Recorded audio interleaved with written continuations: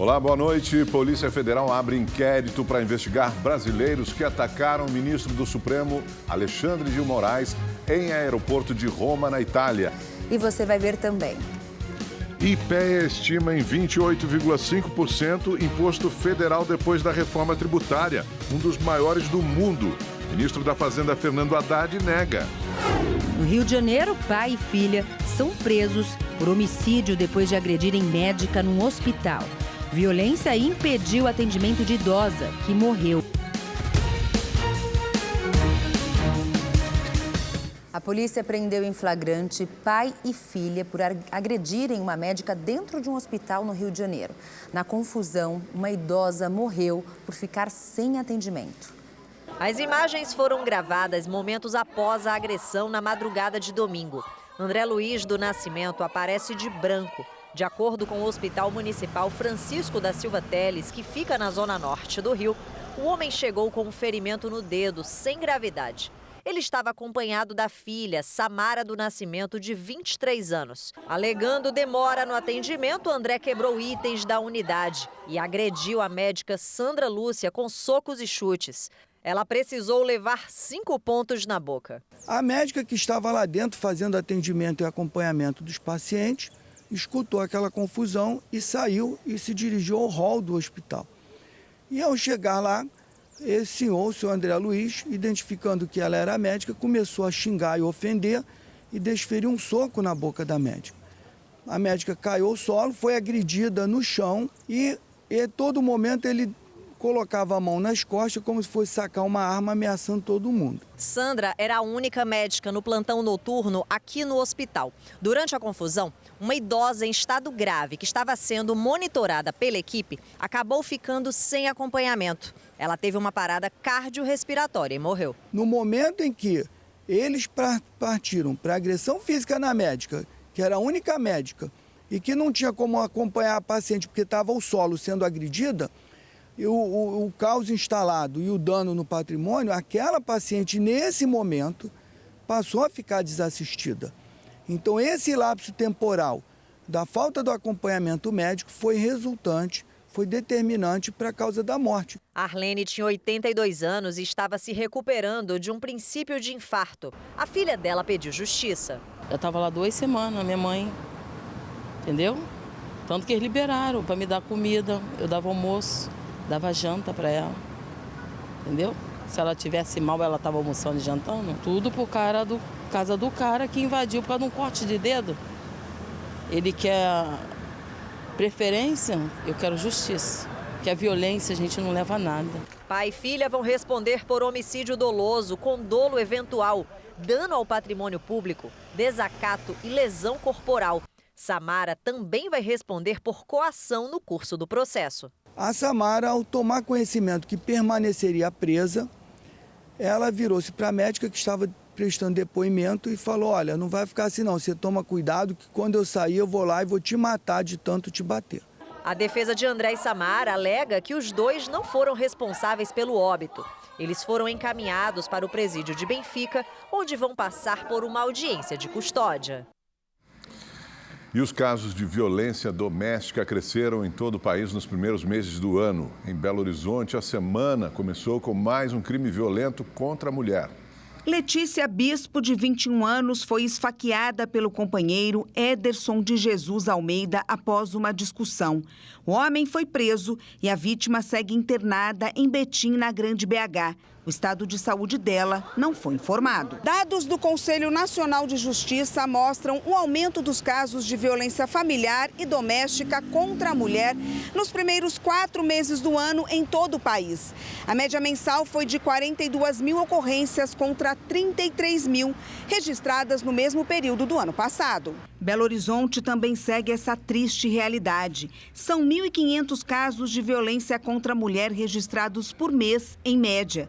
um crescimento de 11% na comparação com 2022. Medidas protetivas salvam vidas. É a única forma da mulher conseguir se livrar do ciclo da violência. Então, a mulher precisa denunciar. Ela tem que fazer o registro da ocorrência, pedir as medidas protetivas. Ellen Ottoni sobreviveu a uma tentativa de feminicídio no final de fevereiro. A fisiculturista foi baleada 4 vezes pelo namorado durante uma discussão. Graças a Deus, né? Graças ao milagre de Deus, os tiros pegaram todos de raspão, como diz o médico, não atingiu nem artéria nem osso. Weldrin Lopes de Alcântara alegou legítima defesa. Ele está preso e aguarda o julgamento. Antes de ir para a cadeia, o acusado divulgou vídeos nas redes sociais onde Ellen aparece descontrolada em crises de ciúmes. Uma tentativa, inclusive, de desqualificar o relato da vítima, como se pudesse existir algum tipo de justificativa para uma mulher ser vítima de um feminicídio tentado. Escuto muitas pessoas falarem, mas como você aguentou, como você deixou? Enfim, a gente realmente não vê as coisas acontecer. Esse homem tirou de mim a minha vontade de viver, ele tirou o meu sorriso, ele tirou meu brilho. Essa família busca justiça para a morte de Jeane Tamara, assassinada pelo marido durante uma briga por causa de ciúmes. O suspeito, Vinícius Júnior de Paula, só foi preso agora, após 5 meses do crime. É muito triste, eu falar a verdade para você confia na pessoa, igual tratava ele como meu filho, sabe? E pegar e fazer isso. A minha filha está fazendo muita falta para mim. Eu não vou trazer ela de volta, mas a justiça eu quero. A Justiça de São Paulo retomou hoje o julgamento de Thiago Brenan. O empresário é acusado de estupro, cárcere privado e agressão. A audiência foi feita de forma virtual em Porto Feliz, interior do estado. Nesse processo, Thiago Brenan foi denunciado por uma mulher que foi obrigada a tatuar as iniciais TFV e mantida em cárcere privado na casa dele, num condomínio de luxo em Porto Feliz. O réu responde a 21 acusações e o processo ocorre em segredo de justiça. O empresário está preso no Centro de Detenção de Pinheiros, em São Paulo, desde abril. O inquérito que investiga a morte do ator Jeff Machado, assassinado no Rio de Janeiro, será finalizado até sexta-feira. Hoje foi ouvido um último depoimento, o do professor Rodrigo Alvim, ex-marido de Bruno Rodrigues, que é suspeito de cometer o homicídio. O repórter Tony Vendramini, direto do Rio de Janeiro, traz todas as informações para a gente sobre esse caso. Boa noite para você, Tony. Como é que foi o depoimento? Boa noite, Augusto. Boa noite, Gabi. Boa noite a todos que nos acompanham. O depoimento do Rodrigo Alvim durou mais de 2 horas. Ele deixou a delegacia sem falar com os jornalistas. Já o advogado que o acompanhava falou rapidamente e disse que o Rodrigo é mais uma vítima do ex-marido, o produtor de TV Bruno Rodrigues, que é o principal suspeito de matar o ator Jeff Machado. Esse era o depoimento que faltava para a polícia. A delegada que investiga o caso vai encerrar esse inquérito até o final de semana.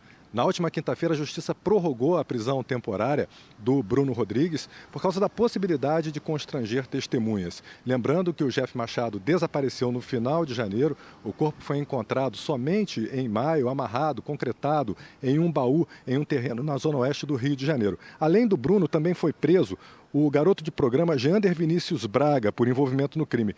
O Bruno alega que, na verdade, o assassino do Jeff Machado é uma outra pessoa que estava na casa, um homem chamado Marcelo, que a polícia diz que não existe. Augusto, Gabi. Obrigada, Tony. Boa noite para você. E olha, uma operação militar realizada no Paraná apreendeu 82 armas e mais de 2 toneladas de maconha em um caminhão. A ação foi entre as cidades de Rolândia e Cambé, no norte do estado.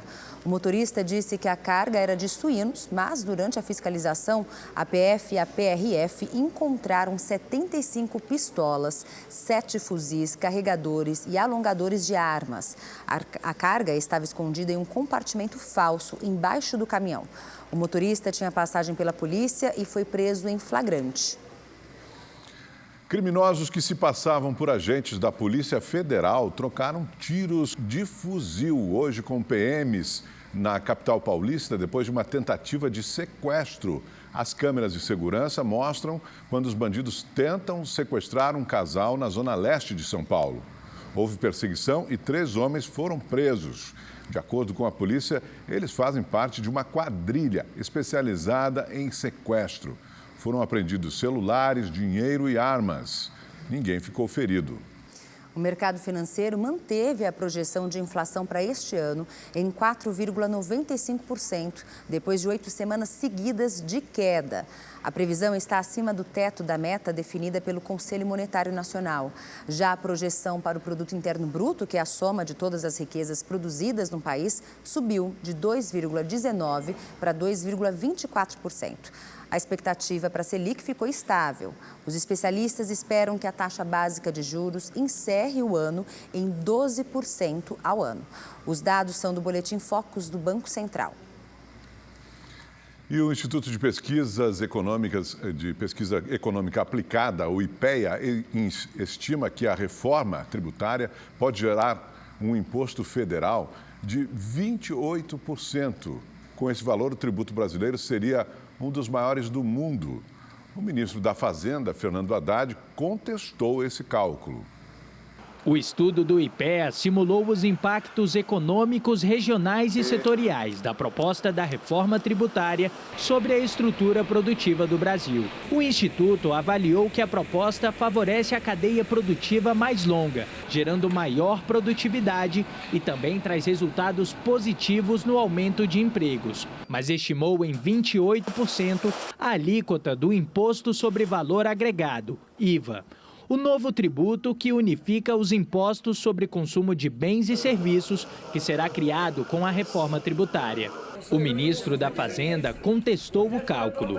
Fernando Haddad afirmou que o estudo não levou em consideração fatores como o impacto da reforma tributária sobre a sonegação e a evasão fiscal, nem o corte de gastos tributários.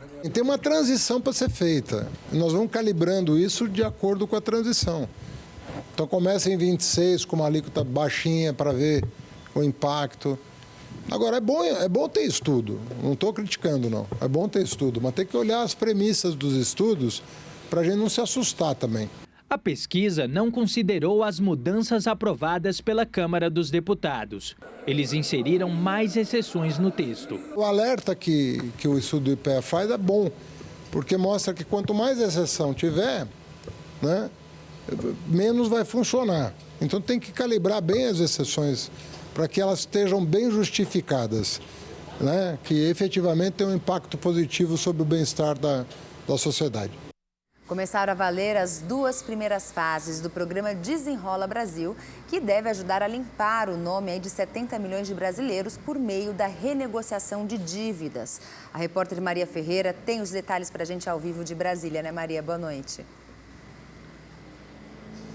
Boa noite, Gabi, Augusto, boa noite a todos. O ministro da Fazenda, Fernando Haddad, disse que a expectativa do governo é que nessa primeira fase, até 2,5 milhões de pessoas que devem até R$100 fiquem com o nome limpo. Eu lembro que tirar o nome dessas pessoas do cadastro de inadimplentes é um pré-requisito para que os bancos participem do programa Desenrola Brasil.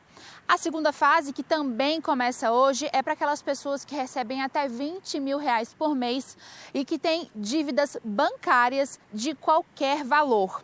Nessa fase, é o governo quem vai dar o incentivo aos bancos e o crédito deve chegar até R$50 bilhões. Lembrando que nessa fase também, essa segunda fase, a renegociação é feita diretamente com os bancos. Vamos ouvir o que disse o ministro Fernando Haddad. Os bancos, eles estão dando os descontos em função do estímulo que o governo criou, de antecipar um crédito presumido à razão de 1 para 1 para cada real descontado. A pessoa tem uma dívida de R$10 mil e o banco fez um acordo de R$10 mil por 3, esses R$7 mil de desconto, ele vai poder antecipar de crédito presumido e vai poder liberar espaço no balanço para as operações de rotina do banco. Esse é o estímulo. E o programa de renegociação de dívidas pode ser um aliado de quem está há um bom tempo com o nome sujo. Quem está endividado se sente assim. Minhas contas? Tá, ó, pelo pescoço. É bem ruim, é bem preocupante, né? Você vai dormir já pensando na dívida, acorda pensando na dívida, é bem complicado.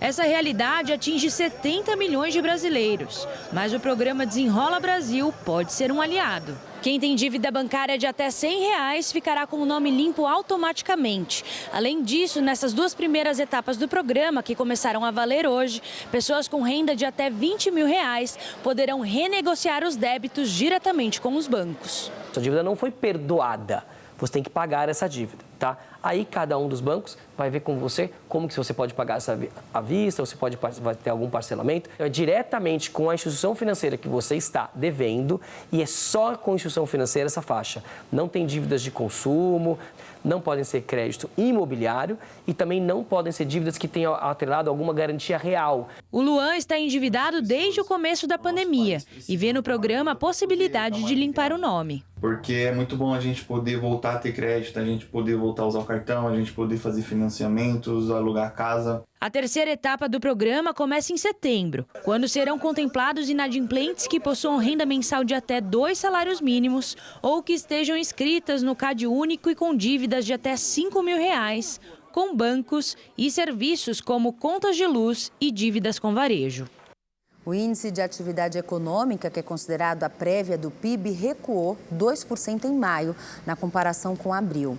Em relação a maio de 2022, a atividade econômica subiu 2,15%. Nos últimos 12 meses, a prévia do PIB acumula alta de 3,43%. O Produto Interno Bruto é a soma de todos os bens e serviços produzidos no país. O Reino Unido anunciou o fim dos controles reforçados às exportações de carne brasileira. Agora, o processo de habilitação dos produtos será feito pelas autoridades sanitárias nacionais, sem o controle adicional dos britânicos. A decisão é anunciada após uma auditoria técnica validar a qualidade e a segurança das carnes bovina e de aves brasileiras. Os ingleses decidiram também adotar a regionalização em casos de gripe aviária, suspendendo as exportações apenas dos estados afetados. No ano passado, o Brasil exportou quase R$2 bilhões em carnes para o Reino Unido. Juros mais baixos e descontos para os agricultores que pagam adiantado. Essas são algumas das novidades anunciadas hoje no lançamento do Plano Safra da Agricultura Familiar no Nordeste. As famílias que trabalham no campo vão contar agora com um crédito rural, o Pronaf-B ou Agro Amigo, ampliado para quem tem renda anual de até R$40 mil. O limite de crédito passou de R$6 mil para R$10 mil. O agricultor da região Nordeste que pagar em dia terá um desconto de 40%. Já produtores em situação de pobreza vão receber recurso de R$ 4.600. Com um aumento de mais de 30% do valor global do Plano Safra para a agricultura familiar, para nós é motivo de muito orgulho, de muita alegria, ainda mais de saber que esse ano tivemos um ano de bom inverno no Ceará, se Deus quiser, ano que vem também teremos. Mas o que é mais importante é que nós voltamos a ter no Brasil um governo, um presidente da República sensível à agricultura familiar. O Nordeste tem quase que a metade da agricultura familiar no Brasil, das propriedades da agricultura familiar. E precisa ter uma correspondente ação do governo federal voltado para essa agricultura familiar.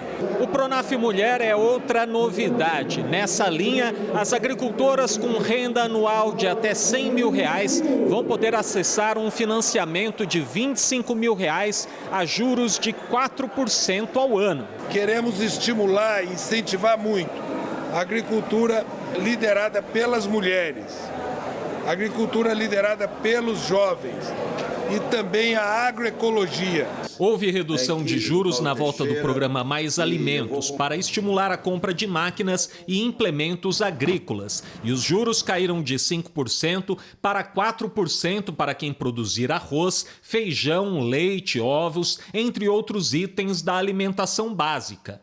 O eixo central desse Plano Safra é aumentar a produção de alimentos no Brasil, para que nós tenhamos alimentos em grande quantidade, alimentos saudáveis, comida farta na mesa do povo brasileiro. Isso é, que nós nunca mais tenhamos problema da fome no Brasil. O uso da energia solar registrou crescimento de mais de 80% em um ano no Brasil. Aproveitar a luz do sol para gerar energia elétrica tem sido cada vez mais comum nos lares brasileiros. O Erisvaldo instalou um sistema de energia solar na casa dele há um ano e não se arrepende. A conta de luz diminuiu bastante. Era uma média de entre 380 a 400 reais mensais, né? Então não era tão fácil. Depois que eu fiz o investimento, então passei a pagar a taxa mínima, uma média de 60 e poucos reais, 70.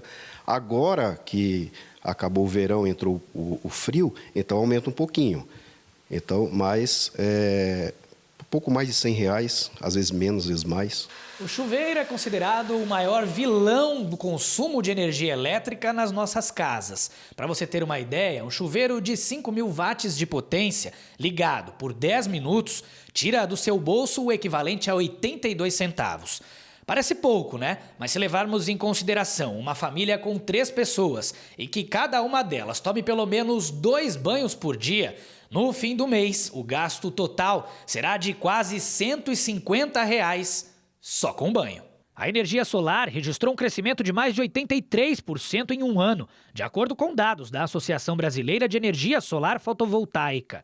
Entre fevereiro de 2022 e fevereiro de 2023, a produção de energia solar saltou de 14 gigawatts para os atuais 26 gigawatts. Dependendo da área de telhado disponível para instalação, o sistema fotovoltaico pode gerar uma economia que gira em torno de 90% na conta de energia. A gente consegue economizar ali na casa dos 90%, 95%, né, na conta de energia, dependendo do tipo de consumo, do perfil de carga do cliente, mas é uma economia, né, nessa faixa. A gente viveu um boom de energia solar, principalmente nos últimos 5 anos aqui no Brasil. Hoje, para ter um sistema igual ao do Erisvaldo, o investimento é de cerca de R$ 12 mil. Mas claro que isso varia de acordo com a necessidade de cada consumidor. A vida útil do sistema é de 20 a 25 anos, sem que haja perda de eficiência dos dispositivos. E variedade é o que não falta no mercado. A gente tem cada vez mais uma riqueza de equipamentos fotovoltaicos disponíveis, tanto do ponto de vista de tipo de módulo, e a gente já tem também até tecnologias que permitem que o módulo fotovoltaico tenha uma cor diferente, possibilitando uma maior integração, por exemplo, a fachada e um uso mais casado também com a arquitetura de cada local. A Polícia Federal instaurou inquérito para apurar as agressões contra o ministro do Supremo Tribunal Federal, Alexandre de Moraes. O magistrado estava na Itália para fazer uma palestra. O ministro estava com o filho quando foi hostilizado por brasileiros no Aeroporto Internacional de Roma, na Itália. Pelo menos 3 pessoas de Santa Bárbara do Oeste, em São Paulo, aparecem envolvidas na confusão. O casal Roberto Mantovani Filho e Andrea Mantovani e o empresário Alex Zanata. Zanata prestou depoimento neste domingo na sede da Polícia Federal em Piracicaba, interior de São Paulo. Ele e o advogado negaram as acusações. A Polícia Federal já intimou o casal Mantovani. Em nota, a defesa do casal disse que as ofensas atribuídas a Andrea foram provavelmente proferidas por outra pessoa. Os advogados explicaram que, por causa desse mal-entendido, Andrea acabou discutindo com 2 pessoas que acompanhavam o ministro. E diante das ofensas direcionadas a Andrea, o marido dela, Roberto, que tem mais de 70 anos, precisou conter os ânimos do jovem ofensor. O jovem ofensor, citado na nota, seria o filho do ministro Alexandre de Moraes. Mesmo assim, a nota pede desculpas pelo mal-entendido. Um dos envolvidos, o empresário Roberto Mantovani, foi candidato à Prefeitura de Santa Bárbara do Oeste em 2004 pelo PL. Desde 2016 é filiado ao PSD. O partido disse que, se a filiação de Roberto for confirmada, ele será expulso do partido. Nenhuma imagem foi divulgada até o momento, mas a Polícia Federal solicitou os vídeos que devem chegar ainda esta semana ao Brasil. O caso repercutiu em Brasília. A Associação dos Juízes Federais do Brasil, a AJUF, e as associações regionais da Magistratura Federal repudiaram o ataque ao ministro. O presidente do Senado, Rodrigo Pacheco, classificou as agressões sofridas por Moraes como inaceitáveis. Arthur Lira, presidente da Câmara, disse que este tipo de agressão não pode continuar e que democracia se faz com debate e não com violência. A Procuradoria-Geral da República solicitou informações à PF e afirmou que o Ministério Público Federal tomará as medidas cabíveis. O ministro do Supremo, Gilmar Mendes, destacou que a truculência violenta de extremistas jamais poderá ser aceita como forma legítima de manifestação política. O presidente em exercício, Geraldo Alckmin, classificou como inadmissíveis as agressões contra Moraes e reforçou que o clima de ódio e desrespeito provocados por alguns não pode continuar. O ministro da Justiça, Flávio Dino, chamou o episódio de comportamento criminoso. No Rio de Janeiro, um acidente envolvendo uma viatura da Polícia Militar, um caminhão, um ônibus e um táxi foi registrado por câmeras de segurança. Mais de 20 pedestres que estavam próximos da batida que ocorreu pela manhã no centro da cidade ajudaram a resgatar um rapaz de 26 anos que ficou preso embaixo do caminhão. De acordo com a polícia, 6 pessoas ficaram feridas, entre elas 2 policiais militares que foram levados para o Hospital Central da Corporação. As demais vítimas foram encaminhadas ao Hospital Municipal Souza Aguiar, no centro do Rio. 4 pacientes já foram liberados e 3 continuam em atendimento. O número de queda de idosos aumentou, viu? E esses incidentes são um risco para quem já passou dos 60 anos. A maior parte das quedas acontece dentro de casa. E para evitar esse tipo de susto, alguns cuidados importantes devem ser levados em conta na organização da casa. O seu Valdroaldo caiu dentro de casa e acabou levando mais de 20 pontos na cabeça. Se eu não me engano, eu posso achar até que tive um desmaio antes. Porque eu machuquei o ombro, que eu ralei na parede, né? E a cabeça lá embaixo. Quer dizer que eu não caí rolando, caí direto lá embaixo. O que aconteceu com seu Valdroaldo é comum para pessoas com mais de 60 anos. No ano passado, a cidade de São Paulo, por exemplo, registrou mais de 13 mil quedas de idosos, crescimento de 35% em relação a 2021. Antes da pandemia, em 2019, foram 11.515 registros. A pandemia, ela fez o quê? Ela isolou as pessoas, isso não necessariamente o idoso, né? Então, todo mundo ele acabou perdendo um pouco essa parte física e o idoso ele foi o que mais sofreu, porque ele ficou mais tempo isolado. Quando acabou a pandemia, teoricamente, né, voltamos à nossa rotina normal pelo menos, esse idoso, naturalmente, ele vai querer sair de casa, ele vai querer voltar à sua atividade antes, só que ele volta numa condição física pior. Então, ele está mais suscetível a quedas do que ele estava antes. Segundo a Sociedade Brasileira de Geriatria e Gerontologia, entre 30% e 40% dos idosos caem pelo menos uma vez por ano. 90% dos acidentes ocorrem em casa, a partir de pequenos obstáculos. É bem comum um idoso assim sofrer uma fratura, né? Ou ele ficar com alguma dor no local que ele tomou essa pancada, né? O idoso que sofre uma fratura vai ter mais dificuldade, vai ter uma reabilitação mais demorada. Se ele passou por uma cirurgia, essa reabilitação também demora mais. Para evitar as quedas, adaptações devem ser feitas para diminuir os riscos.